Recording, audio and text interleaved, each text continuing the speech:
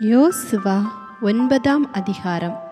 யோர்தானுக்கு இப்புறத்திலே மலைகளிலும் பள்ளத்தாக்குகளிலும் லீபனோனுக்கு எதிரான பெரிய சமுத்திரத்தின் கரையோரம் எங்குமுள்ள ஏத்தியரும் எமோரியரும் கானானியரும் பெரிசியரும் ஏவியரும் எபூசியரும் ஆனவர்களுடைய சகல ராஜாக்களும் அதை கேள்விப்பட்ட போது அவர்கள் ஒருமனப்பட்டு யோசுவாவோடும் இஸ்ரவேலரோடும் யுத்தம் பண்ண ஏகமாய் கூடினார்கள். எரிகோவுக்கும் ஆயிக்கும் யோசுவா செய்ததை கிபியோனின் குடிகள் கேள்விப்பட்ட போது ஒரு தந்திரமான யோசனை பண்ணி தங்களை ஸ்தானாதிபதிகள் போல காண்பித்து பழைய ரெட்டு பைகளையும் பீரலும் பொத்தலுமான பழைய திராட்சரச துருத்திகளையும் தங்கள் கழுதைகள் மேல் வைத்து பழுது பார்க்கப்பட்ட பழைய பாதரட்சிகளை தங்கள் கால்களில் போட்டு பழைய வஸ்திரங்களை உடுத்தி கொண்டார்கள். வழிக்கு அவர்கள் கொண்டு போன அப்பமெல்லாம் உலர்ந்ததும் பூசணம் பூத்ததுமாய் இருந்தது. அவர்கள் கில்காலில் இருக்கிற பாளையத்துக்கு யோசுவாவினிடத்தில் போய் அவனையும் இஸ்ரவேல் மனுஷரையும் நோக்கி, நாங்கள் தூர தேசத்திலிருந்து வந்தவர்கள், எங்களோட உடன்படிக்கை பண்ணுங்கள் என்றார்கள். அப்பொழுது இஸ்ரவேல் மனுஷர் அந்த ஏவியரை நோக்கி, நீங்கள் எங்கள் நடுவிலே குடியிருக்கிறவர்களாக்கும், நாங்கள் எப்படி உங்களோட உடன்படிக்கை பண்ணலாம் என்றார்கள். அவர்கள் யோசுவாவை நோக்கி, நாங்கள் உமக்கு அடிமைகள் என்றார்கள். அதற்கு யோசுவா, நீங்கள் யார், எங்கேருந்து வந்தீர்கள் என்று கேட்டான். அதற்கு அவர்கள், உம்முடைய தேவனாகிய கர்த்தருடைய நாமத்தின் பிரஸ்தாபத்தை கேட்டு உமது அடியாராகிய நாங்கள் வெகு தூர தேசத்திலிருந்து வந்தோம். அவருடைய கீர்த்தியையும் அவர் எகிப்திலே செய்த யாவையும் அவர் எஸ்போனின் ராஜாவாகிய சீகோனும் அஸ்தரோத்தில் இருந்த பாசானின் ராஜாவாகிய ஓகும் என்கிற யோர்தானுக்கு அப்புறத்தில் இருந்த எமோரியரின் 2 ராஜாக்களுக்கும் செய்த யாவையும் கேள்விப்பட்டோம். ஆகையால் எங்கள் மூப்பரும் எங்கள் தேசத்து குடிகள் எல்லாரும் எங்களை நோக்கி, உங்கள் கைகளில் வழிக்கு ஆகாரம் எடுத்துக்கொண்டு அவர்களுக்கு எதிர்கொண்டு போய் அவர்களிடத்தில், நாங்கள் உங்கள் அடியார், எங்களோட உடன்படிக்கை பண்ண வேண்டும் என்று சொன்னார்கள். உங்களிடத்தில் வர நாங்கள் புறப்படுகிற அன்றே எங்கள் வழி பிரயாணத்துக்கு இந்த அப்பத்தை சுட சுட எங்கள் வீட்டிலிருந்து எடுத்துக்கொண்டு வந்தோம். இப்பொழுது இதோ உலர்ந்து பூசணம் பூத்திருக்கிறது. நாங்கள் இந்த திராட்சரச துருத்திகளை நிரப்புகையில் புதிதாயிருந்தது, ஆனாலும் இதோ கிழிந்து போயிற்று. எங்கள் வஸ்திரங்களும் பாதரட்சைகளும் நெடுதூரமான பிரயாணத்தினாலே பழசாய் போயிற்று என்றார்கள். அப்பொழுது இஸ்ரவேலர் கர்த்தருடைய வாக்கை கேளாமல் அவர்களுடைய போஜன பதார்த்தத்தில் சிறிது வாங்கி கொண்டார்கள். யோசுவா அவர்களோடே சமாதானம் பண்ணி அவர்களை உயிரோடே காப்பாற்றும் உடன்படிக்கையை அவர்களோடே பண்ணினான். அதற்காக சபையின் பிரபுக்கள் அவர்களுக்கு ஆணையிட்டு கொடுத்தார்கள். அவர்களோடே உடன்படிக்கை பண்ணி 3 நாள் சென்ற பின்பு அவர்கள் தங்கள் அயலார் என்றும் தாங்கள் நடுவே குடியிருக்கிறவர்கள் என்றும் கேள்விப்பட்டார்கள். இஸ்ரவேலர் புத்திரர் பிரயாணம் பண்ணுகையில் 3ஆம் நாளில் அவர்கள் பட்டணங்களுக்கு வந்தார்கள். அந்த பட்டணங்கள் கிபியோன், கெபிரா, பெயோரோத், கீரியாத் ஏயாரீம் என்பவைகள். சபையின் பிரபுக்கள் அவர்களுக்கு இஸ்ரவேலின் தேவனாகிய கர்த்தர் பேரில் ஆணையிட்டிருந்தபடியினால் இஸ்ரவேல் புத்திரர் அவர்களை சங்காரம் பண்ணவில்லை. ஆனாலும் சபையார் எல்லாரும் பிரபுக்கள் மேல் முறுமுறுத்தார்கள். அப்பொழுது சகல பிரபுக்களும் சபையார் யாவரையும் நோக்கி, நாங்கள் இஸ்ரவேலின் தேவனாகிய கர்த்தர் பேரில் அவர்களுக்கு ஆணையிட்டு கொடுத்தோம், ஆதலால் அவர்களை நாம் தொடக்கூடாது. கடுங்கோபம் நம்மேல் வராதபடிக்கு நாம் அவர்களுக்கு இட்ட ஆணையின் நிமித்தம் அவர்களை உயிரோடு வைத்து அவர்களுக்கு ஒன்று செய்வோம். பிரபுக்களாகிய நாங்கள் அவர்களுக்கு சொன்னபடி அவர்கள் உயிரோடே இருந்து சபையார் எல்லாருக்கும் விறகு வெட்டுகிறவர்களாகவும் தண்ணீர் எடுக்கிறவர்களாகவும் இருக்க கடவர்கள் என்று பிரபுக்கள் அவர்களோடே சொன்னார்கள். பின்பு யோசுவா அவர்களை அழைப்பித்து, நீங்கள் எங்கள் நடுவே குடியிருக்கும் போது நாங்கள் உங்களுக்கு வெகு தூரமாய் இருக்கிறவர்கள் என்று சொல்லி எங்களை வஞ்சித்தது என்ன? இப்போதும் நீங்கள் சபிக்கப்பட்டவர்கள், என் தேவனுடைய ஆலயத்துக்கு விறகு வெட்டுகிறவர்களும் தண்ணீர் எடுக்கிறவர்களுமான பணிவிடைக்காரராய் இருப்பீர்கள். இந்த ஊழியம் உங்களை விட்டு நீங்க மாட்டாது என்றான். அவர்கள் யோசுவாவுக்கு பிரதியுத்தரமாக, தேசத்தை எல்லாம் உங்களுக்கு ஒப்பு கொடுக்கவும் தேசத்தின் குடிகளையெல்லாம் உங்களுக்கு முன்பாக அழிக்கவும் உம்முடைய தேவனாகிய கர்த்தர் தமது தாசனாகிய மோசேக்கு கட்டளையிட்டது உமது அடியாருக்கு நிச்சயமாகவே அறிவிக்கப்பட்டதினால் நாங்கள் எங்கள் ஜீவன் நிமித்தம் உங்களுக்கு மிகவும் பயந்து இந்த காரியத்தை செய்தோம். இப்போதும் இதோ உமது கையில் இருக்கிறோம். உம்முடைய பார்வைக்கு நன்மையும் நியாயமுமாய் தோன்றுகிறபடி எங்களுக்கு செய்யும் என்றார்கள். அப்படியே யோசுவா அவர்களுக்கு செய்து இஸ்ரவேல் புத்திரர் அவர்களை கொன்று போடாதபடிக்கு அவர்களை இவர்கள் கைக்கு தப்புவித்தான். இந்நாள் மட்டும் இருக்கிறபடியே அந்நாளில் அவர்களை சபைக்கும் கர்த்தர் தெரிந்து கொள்ளும் இடத்திலிருக்கும் அவருடைய பலிபீடத்திற்கும் விறகு வெட்டுகிறவர்களாகவும் தண்ணீர் எடுக்கிறவர்களாகவும் ஆக்கினான். யோசுவா 10ஆம் அதிகாரம்.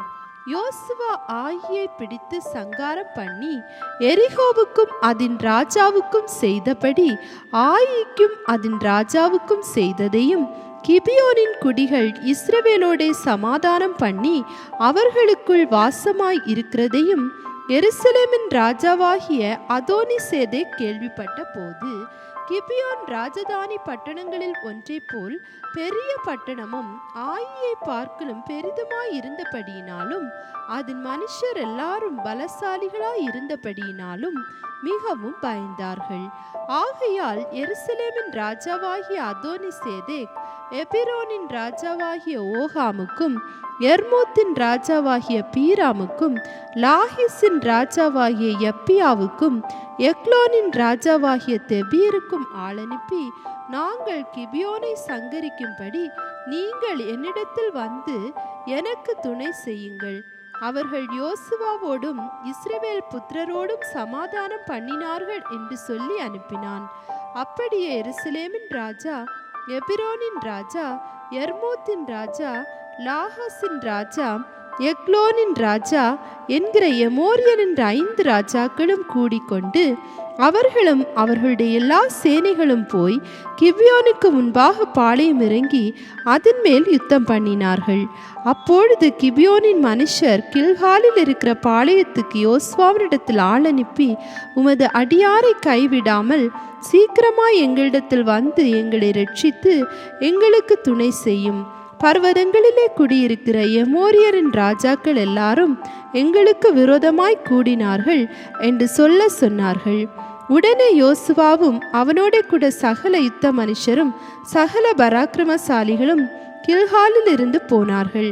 கர்த்தர் யோசுவாவை நோக்கி, அவர்களுக்கு பயப்படாயாக, உன் கைகளில் அவர்களை ஒப்பு கொடுத்தேன், அவர்களில் ஒருவரும் உனக்கு முன்பாக நிற்பதில்லை என்றார். யோசுவா கில்காலில் இருந்து முழுதும் நடந்து திடீரென்று அவர்கள் மேல் வந்துவிட்டான். கர்த்தரோ அவர்களை இஸ்ரவேலுக்கு முன்பாக கலங்க பண்ணினார். ஆகையால் அவர்களை கிபியோனிலே மகா சங்காரமாக மடங்கடித்து பெத்தேரோனுக்கு போகிற வழியிலே துரத்தி அசேக்கா மட்டும் மக்கேதா மட்டும் முறியடித்தார்கள். அவர்கள் பெத்தோரிலிருந்து இறங்குகிற வழியிலே இஸ்ரவேலுக்கு முன்பாக ஓடிப்போகையில் அசேக்கா மட்டும் ஓடுகிற அவர்கள் மேல் கர்த்தர் வானத்திலிருந்து பெரிய கற்களை விழப்பண்ணினார். அவர்கள் செத்தார்கள். இஸ்ரவேல் புத்திரர் பட்டயத்தால் கொன்றவர்களை பார்க்கலும் கல்மழையினால் செத்தவர்கள் அதிகமாய் இருந்தார்கள். கர்த்தர் எமோரியரை இஸ்ரவேல் புத்திரருக்கு முன்பாக ஒப்பு கொடுக்கிற அந்நாளிலே யோசுவா கர்த்தரை நோக்கி பேசி, பின்பு இஸ்ரவேலின் கண்களுக்கு முன்பாக, சூரியனே நீ கிபியோன் மேலும், சந்திரனே நீ ஆயலோன் பள்ளத்தாக்கின் மேலும் தரித்து நில்லுங்கள் என்றான். அப்பொழுது ஜனங்கள் தங்கள் சத்துருக்களுக்கு நீதியை சரிகட்டும் மட்டும் சூரியன் தரித்தது, சந்திரனும் நின்றது. இது யாசேரின் புஸ்தகத்தில் எழுதியிருக்கவில்லையா? அப்படியே சூரியன் அஸ்தமிக்க தீவிரிக்காமல் ஏறக்குறைய ஒரு பகல் முழுதும் நடுவானத்தில் நின்றது. இப்படி கர்த்தர் ஒரு மனிதனுடைய சொல் கேட்டு அந்நாளை ஒத்த நாள் அதற்கு முன்னுமில்லை அதற்கு பின்னுமில்லை. கர்த்தர் இஸ்ரவேலுக்காக யுத்தம் பண்ணினார். பின்பு யோசுவா இஸ்ரவேல் அனைத்தோடும் கூட கில்காலில் இருக்கிற பாளையத்துக்கு திரும்பினான். அந்த 5 ராஜாக்களும் ஓடிப்போய் மக்கேதாவில் இருக்கிற ஒரு கெபியில் ஒழித்து கொண்டார்கள். 5 ராஜாக்களும் மக்கேதாவில் இருக்கிற ஒரு கெபியில் ஒழித்திருந்து அகப்பட்டார்கள் என்று யோசுவாவுக்கு அறிவிக்கப்பட்டது. அப்பொழுது யோசுவா பெரிய கற்களை கெபியின் வாயிலே புரட்டி அவ்விடத்தில் அவர்களை காவல் காக்க மனுஷரை வையுங்கள். நீங்களோ நில்லாமல் உங்கள் சத்துருக்களை துரத்தி அவர்களுடைய பின்படைகளை வெட்டி போடுங்கள். அவர்களை தங்கள் பட்டணங்களே பிரவேசிக்க ஒட்டாதிருங்கள். உங்கள் தேவனாகிய கர்த்தர் அவர்களை உங்கள் கையில் ஒப்பு கொடுத்தார் என்றான். யோசுவாவும் இஸ்ரவேல் புத்திரரும் அவர்களை மகா பெரிய சங்காரமாய் அவர்கள் அழியும் அளவும் சங்கரித்தார்கள். அவர்களில் மீதியானவர்கள் அரணான பட்டணங்களுக்குள் புகுந்தார்கள். ஜனங்கள் எல்லாரும் சுகமாய் மக்கேதாவில் இருக்கிற பாளையத்திலே யோசுவாவினிடத்திற்கு திரும்பி வந்தார்கள். இஸ்ரவேல் புத்திரருக்கு விரோதமாக ஒருவனும் தன் நாவை அசைக்கவில்லை. அப்பொழுது யோசுவா கெபியின் வாயை திறந்து அந்த 5 ராஜாக்களையும் அந்த கெபியிலிருந்து என்னிடத்திற்கு வெளியே கொண்டு வாருங்கள் என்றான். அவர்கள் அப்படியே செய்து எருசலேமின் ராஜாவும் எபிரோனின் ராஜாவும் எர்மூத்தின் ராஜாவும் லாஹீசின் ராஜாவும் எக்லோனின் ராஜாவும் ஆகிய அந்த 5 ராஜாக்களையும் அந்த கெபியிலிருந்து அவனிடத்திற்கு வெளியே கொண்டு வந்தார்கள். அவர்களை யோசுவாவினிடத்திற்கு கொண்டு வந்த போது யோசுவா இஸ்ரவேல் மனுஷரை எல்லாம் அழைப்பித்து தன்னோட கூட வந்த யுத்த மனுஷரின் அதிபதிகளை நோக்கி, நீங்கள் கிட்ட வந்து உங்கள் கால்களை இந்த ராஜாக்களுடைய கழுத்துகளின் மேல் வையுங்கள் என்றான். அவர்கள் கிட்ட வந்து தங்கள் கால்களை அவர்கள் கழுத்துகளின் மேல் வைத்தார்கள். அப்பொழுது யோசுவா அவர்களை நோக்கி, நீங்கள் பயப்படாமலும் கலங்காமலும் பலத்து திடமனதாயிருங்கள். நீங்கள் யுத்தம் பண்ணும் உங்கள் சத்துருக்களுக்கெல்லாம் கர்த்தர் இப்படியே செய்வார் என்றான். அதற்கு பின்பு யோசுவா அவர்களை வெட்டி கொன்று 5 மரங்களிலே தூக்கி போட்டான். சாயங்காலம் மட்டும் மரங்களில் தொங்கினார்கள். சூரியன் அஸ்தமிக்கிற வேளையிலே யோசுவா அவர்களை மரங்களிலிருந்து இறக்க கட்டளையிட்டான். அவர்கள் ஒளித்து கொண்டிருந்த கெபியிலே அவர்களை போட்டு இந்நாள் வரைக்கும் இருக்கிறபடி பெரிய கற்களை கெபியின் வாயிலே அடைத்தார்கள். அந்நாளிலே யோசுவா மக்கேதாவை பிடித்து அதை பட்டய கருக்கினால் அழித்து அதன் ராஜாவையும் அதிலுள்ள மனுஷராகிய சகல நர ஜீவன்களையும் ஒருவரையும் மீதியாக வைக்காமல் சங்காரம் பண்ணி எரிகோவின் ராஜாவுக்கு செய்தது போல மக்கேதாவின் ராஜாவுக்கும் செய்தான். மக்கேதாவிலிருந்து யோசுவா இஸ்ரவேலர் அனைவரோடும் கூட லிப்னாவுக்கு புறப்பட்டு லிப்னாவின் மேல் யுத்தம் பண்ணினான். கர்த்தர் அதையும் அதன் ராஜாவையும் இஸ்ரவேலின் கையில் ஒப்பு கொடுத்தார். அதையும் அதிலுள்ள சகல நர ஜீவன்களையும் ஒருவரையும் அதிலே மீதியாக வைக்காமல் பட்டய கருக்கினால் அழித்து எரிகோவின் ராஜாவுக்கு செய்தது போல அதன் ராஜாவுக்கும் செய்தான். லிப்னாவிலிருந்து யோசுவா இஸ்ரவேல் அனைத்தோடும் கூட லாஹீசுக்கு புறப்பட்டு அதற்கு எதிரே பாளையம் இறங்கி அதன் மேல் யுத்தம் பண்ணினான். கர்த்தர் லாஹீஸை இஸ்ரவேலின் கையில் ஒப்பு கொடுத்தார். அதை 2ஆம் நாளிலே பிடித்து லிப்னாவுக்கு செய்தது போல அதையும் அதிலுள்ள எல்லா நரஜீவன்களையும் பட்டய கருக்கினால் அழித்தான். அப்பொழுது கேசேரின் ராஜாவாகிய ஓராம் லாஹீசுக்கு துணை செய்யும்படி வந்தான். யோசுவா அவனையும் அவன் ஜனத்தையும் ஒருவனும் மீதியாயிராதபடி வெட்டி போட்டான். லாஹீசிலிருந்து யோசுவாவும் இஸ்ரவேலர் அனைவரும் எக்லோனுக்கு புறப்பட்டு அதற்கு எதிரே பாளையம் இறங்கி அதன் மேல் யுத்தம் பண்ணி அதை அந்நாளிலே பிடித்து அதை பட்டய கருக்கினால் அழித்தார்கள். லாஹீசுக்கு செய்தது போல அதிலுள்ள சகல நர ஜீவன்களையும் அந்நாளில் தானே சங்காரம் பண்ணினான். பின்பு எக்லோனிலிருந்து யோசுவாவும் இஸ்ரவேலர் அனைவருமாய் எபிரோனுக்கு புறப்பட்டு அதன் மேல் யுத்தம் பண்ணி அதை பிடித்து எக்லோனுக்கு செய்தது போல அதையும் அதன் ராஜாவையும் அதற்கு அடுத்த எல்லா பட்டணங்களையும் அதிலுள்ள சகல நரஜீவன்களையும் ஒருவரையும் மீதியாக வைக்காமல் பட்டய கருக்கினால் அழித்தார்கள். அதையும் அதிலுள்ள சகல நரஜீவன்களையும் சங்காரம் பண்ணினான். பின்பு யோசுவா இஸ்ரவேலர் அனைவரோடும் கூட தெபியருக்கு திரும்பி போய் அதன் மேல் யுத்தம் பண்ணி அதையும் அதன் ராஜாவையும் அதை சேர்ந்த எல்லா பட்டணங்களையும் பிடித்தான். அவைகளை பட்டய கருக்கினால் அழித்து அதிலுள்ள நரஜீவன்களை எல்லாம் ஒருவரையும் மீதியாக வைக்காமல் சங்காரம் பண்ணினார்கள். எபிரோனுக்கும் லிப்னாவுக்கும் அவைகளின் ராஜாவுக்கும் செய்தது போல தெபியருக்கும் அதன் ராஜாவுக்கும் செய்தான். இப்படியே யோசுவா மலை தேசம் அனைத்தையும் தென் தேசத்தையும் சமபூமியையும் நீர்ப்பாய்ச்சலான இடங்களையும் அவைகளின் எல்லா ராஜாக்களையும் ஒருவரையும் மீதியாக வைக்காமல் அழித்து, இஸ்ரவேலின் தேவனாகிய கர்த்தர் கட்டளையிட்டபடியே சுவாசமுள்ள எல்லாவற்றையும் சங்காரம் பண்ணி, காதேஸ் பர்னேயா துவக்கி காத்சா மட்டும் இருக்கிறதையும் கிபியோன் மட்டும் இருக்கிற கோசேன் தேசம் அனைத்தையும் அழித்தான். அந்த ராஜாக்கள் எல்லாரையும் அவர்கள் தேசத்தையும் யோசுவா ஒருமிக்க பிடித்தான். இஸ்ரவேலின் தேவனாகிய கர்த்தர் இஸ்ரவேலுக்காக யுத்தம் பண்ணினார். பின்பு யோசுவா இஸ்ரவேல் அனைத்தோடும் கூட கில்காலில் இருக்கிற பாளையத்துக்கு திரும்பினான்.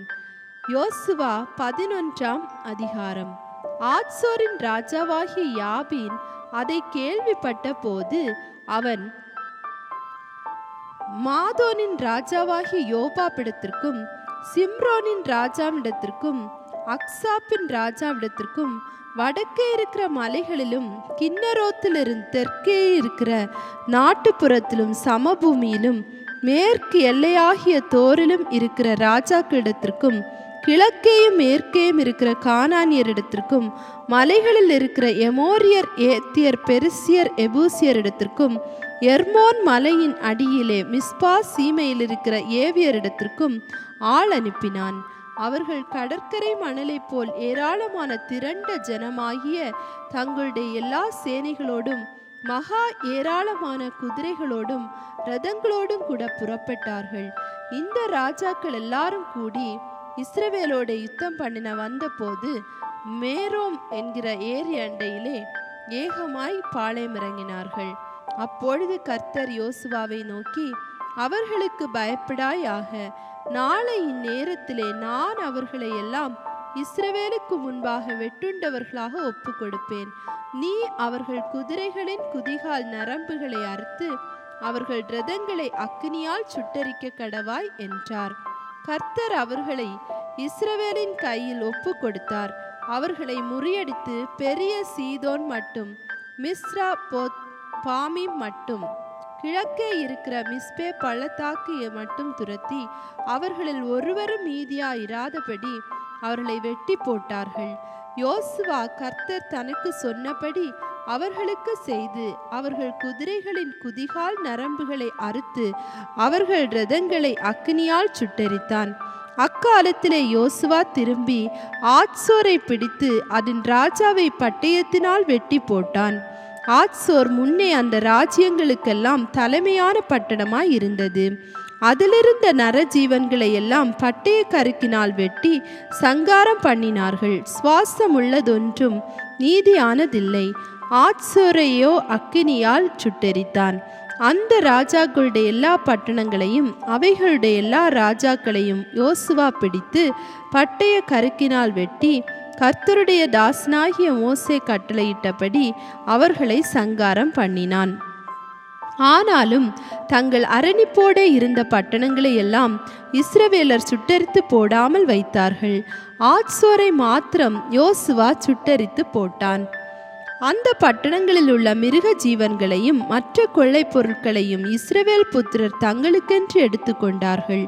ஆனாலும் எல்லா மனுஷரையும் அழித்து தீருமட்டும் அவர்களை பட்டய கருக்கினால் வெட்டி போட்டார்கள். சுவாசமுள்ள ஒன்றையும் அவர்கள் மீதியாக வைக்கவில்லை.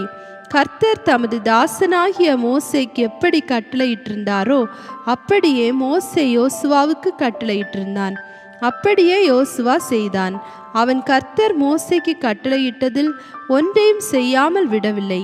இந்த பிரகாரமாக யோசுவா சேயீருக்கு ஏறி போகிற ஆலாக் மலை துவக்கி லீபனோனின் பள்ளத்தாக்கில் எர்மோன் மலையடியில் இருக்கிற பாகால் காத் மட்டுமுள்ள அந்த முழு தேசமாகிய மலைகளையும் தென் தேசம் யாவையும் கோசேன் தேசத்தையும் சமனான பூமியையும் நாட்டுப்புறத்தையும் இஸ்ரவேலின் மலைகளையும் அதன் சம பூமியையும் பிடித்து கொண்டு அவைகளின் ராஜாக்களையெல்லாம் பிடித்து அவர்களை வெட்டி கொன்று போட்டான்.